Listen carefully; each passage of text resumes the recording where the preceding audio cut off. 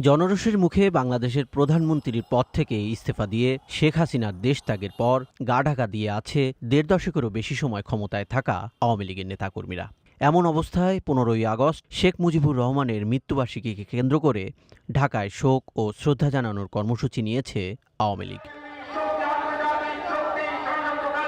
আওয়ামী লীগের নেতাকর্মীদের সেদিন ধানমন্ডি ৩২ নম্বরে ফুল দিয়ে শ্রদ্ধা জানাতে অনুরোধ করেছেন শেখ হাসিনার ছেলে সজীব ওয়াজেদ।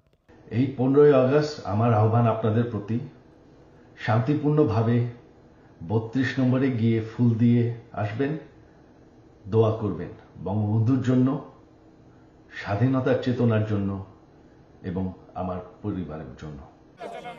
15ই আগস্টের কর্মসূচি ঘিরে সর্বোচ্চ উপস্থিতি নিশ্চিত করতে আওয়ামী লীগের সাংগঠনিক জেলা উপজেলার দলীয় কর্মী সমর্থক ও নেতাদের ঢাকায় আসতে এরই মধ্যে নির্দেশনা দেওয়া হয়েছে বলেও দলটির কয়েকজন নেতাকর্মীর সাথে কথা বলে জানা গেছে। আওয়ামী লীগের কয়েকটি সূত্র থেকে জানা যাচ্ছে যে 15ই আগস্ট দলীয় নেতাকর্মীদের ঢাকায় এসে ধানমন্ডি ৩২ নম্বরে শেখ মুজিবুর রহমানের প্রতিকৃতিতে ফুল দিতে আসতে বলেছেন শেখ হাসিনা নিজেও। শেখ হাসিনার এমন দুটি অডিও কলের কথোপকথন সামাজিক যোগাযোগ মাধ্যমে শেয়ার করেছেন অনেকে। বরগুনা জেলা আওয়ামী লীগের সেক্রেটারি জাহাঙ্গীর কবির বিবিসি বাংলাকে নিশ্চিত করেছেন তাকে ফোন দিয়েছিলেন শেখ হাসিনা। কবে কথা হয়েছে আপনাদের মধ্যে?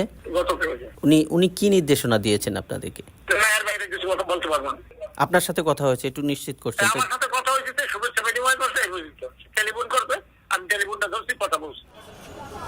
রাজনৈতিক বিশ্লেষকরা মনে করছেন এত বড় একটা রাজনৈতিক দল এক সপ্তাহ পালিয়ে থাকার পর নিজেদের উপস্থিতি জানান দেওয়ার জন্যই হয়তো শোক দিবসের কর্মসূচিকে বেছে নিয়েছেন। সরকারিভাবে বা রাষ্ট্রীয়ভাবে কিন্তু তাদেরকে প্রাপ্ত ঘোষণা করা হয় না, সুতরাং রাজনৈতিক দল হিসাবে তারা আছে। সেই সুযোগটা নিয়ে তারা হয়তো একটা সমাবেশ করার চেষ্টা করছে। তারা হয়তো এই সুযোগটা তারা নিজেদেরকে প্রকাশ করবে, একটা সমাবেশ করতে চাবে এবং সেখানে হয়তো তারা জানান দেবে যে তারা আছে। এই বিশ্লেষক মনে করেন 15ই আগস্ট আওয়ামী লীগ সমাবেশ করে তাদের উপস্থিতি জানান দেওয়ার পাশাপাশি তাদের মাঠ পর্যায়ের শক্তিরও প্রমাণ দিতে চাইবে। ওই সময়ে তারা কি ধরনের কথাবার্তা বলে, কি ধরনের আচরণ করে, কি ধরনের স্লোগান দেয় এবং তার প্রতিক্রিয়ায় অন্যরা কি বলে, কারণ সেদিন হয়তো অনেকেই এই ৩২ নম্বর বাড়িতে যাওয়ার চেষ্টা করবে। এখন যদি তারা আস্তে আস্তে বের হয় এবং এমনিতেও কিন্তু দেশের সিচুয়েশনটা অনেক ভোলাটাইল, কিছু বোঝা যাচ্ছে না পরিষ্কার। এই গোপালগঞ্জে মিছিল সমাবেশ হয়েছে, সেনাবাহিনীর গাড়ি আক্রান্ত হয়েছে, তো বিভিন্ন জায়গায় এগুলো আছে।